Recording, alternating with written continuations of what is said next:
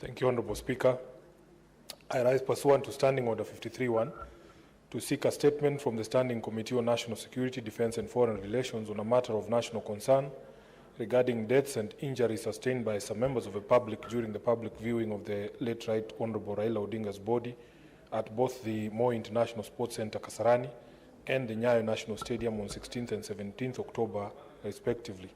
Mr. Speaker, the majority of these deaths arose from acts of police action against unarmed civilians and need urgent investigative and remedial action. A few others were occasioned by stampedes caused by the said police action. It is unfortunate, Honorable Speaker, that even after years of Right Honorable Odinga having to live under a cloud of state brutality and torture, his own funeral was turned into a theatre of more brutality against unarmed citizens, leading to their unnecessary deaths.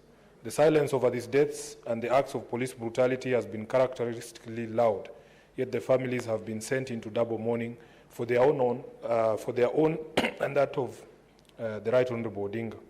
In the statement, the committee should address the following. Number one, the exact number of deaths and injuries arising from the events at both stadiums during the funeral ceremonies, detailing the cause of death in each case, and where police bullets were the cause, the progress of investigations to establish culpability for immediate prosecution. Secondly, measures in place to ensure that compensation for deaths and injuries from the two stated days will be extended to the families of the departed. I thank you, Honourable Speaker.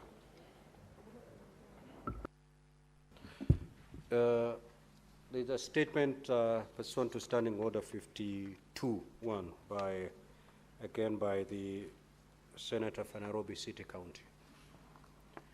Kindly proceed to read the approved version. First of all, thank you so much, Honourable Speaker, and for the indulgence, because as the House is aware, on the day when there was a special sitting to mourn the late Raila Odinga, I was not in the House because I was amongst those who had been tasked to travel to India to bring back his remains. And let me thank all the colleagues and the majority leaders especially who convened very quickly the House to mourn this great leader.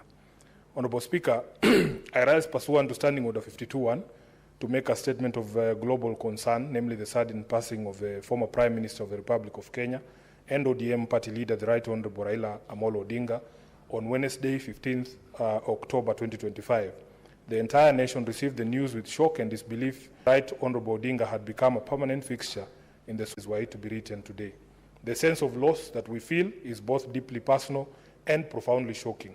On behalf of the ODM party, with a firm commitment that as students of the late Raila Odinga, it behooves all of us that even at this difficult moment to remain true to his teachings. Mr. Speaker, allow me to acknowledge that the late Raila Odinga taught us everything: how to fight for justice and freedom, how to build bridges across ethnic and political divides, how to remain true to ideals and conviction, as well as how to sustain a big political movement in the face of constant adversarial pressure from political foes. The only thing we have now learned is that he never taught us how to mourn him. Admittedly, therefore, we may have fallen short of his standards and threshold during this mourning period, sometimes seeming to pull in different directions, while most often caught up in the evident confusion and emotional blur that accompanied the public outpouring of grief following the death of our beloved leader. We take responsibility for any shortcomings from the leadership during this particular period. The Senate of the Republic of Kenya must certainly be aware of the role that the late Honourable Odinga played in its conception, in the long journey of constitutionalism and the new constitutional order, especially with regard to the evolution and the growth of parliamentary democracy. No one played a bigger role than the former Prime Minister. In the birth of the 2010 Constitution, which restored the bicameral parliament in this country, reference to Right Honourable Odinga as the father of devolution was not without cause, for everyone acknowledged that his vision, foresight and consistency brought towards a better constitution ensured we are all here today. Individually and collectively, we owe the departed Prime Minister a debt of gratitude. His place in the nation's history and in the world as a leading international statesman is guaranteed forever. Be that as it may, Mr. Speaker, this period has also opened our eyes to the sheer popularity that the Honourable Odinga enjoys across the globe. The tributes have poured in from every corner of the world. His life have been quite touching, some of them quite creative, like the clip of Tanzanian youth jumping into the sea while holding celebratory placards, or random travelers breaking into renditions of the late Odinga's favorite tune, Jamaican Farewell, by Harry Belafonte. The love has been heartwarming, even though this has been the most difficult period of our collective lives. The love and support has been phenomenal. Mr. Speaker, may I also pay tribute to the greater Odinga family, led by Dr. Oburu Oginga, who's now our new acting party leader, and Mama Ida Odinga for the long years that they not only shared their son, their brother, their father and husband with the world, but became a pillar on which he found comfort and safety through very turbulent years of a thoroughly consequential political life. Because of them, the Raila Odinga phenomenon was made possible. We will always celebrate them and the sacrifices they have made on behalf of millions. To all the heads of state and government across the world, to the supporters, the ordinary citizens and the admirers of Raila who mourned with us, we saw you, we heard you, and we say thank you. Mr. Speaker, the outpouring of grief since the death of our leader, manifested by the millions who turned up to bid him farewell, as well as the emotions and passion expressed by citizens so far, confirm what we have always known, that the Right Honorable Odinga was a people's living institution. Therefore, we stand on hallowed ground today when we mourn him. For millions of us, Baba was a compass showing us direction and acting as a standard bearer for courage and principled leadership. It's no exaggeration, therefore, to state that the Right Honorable Odinga is the greatest leader and politician that this country has ever had.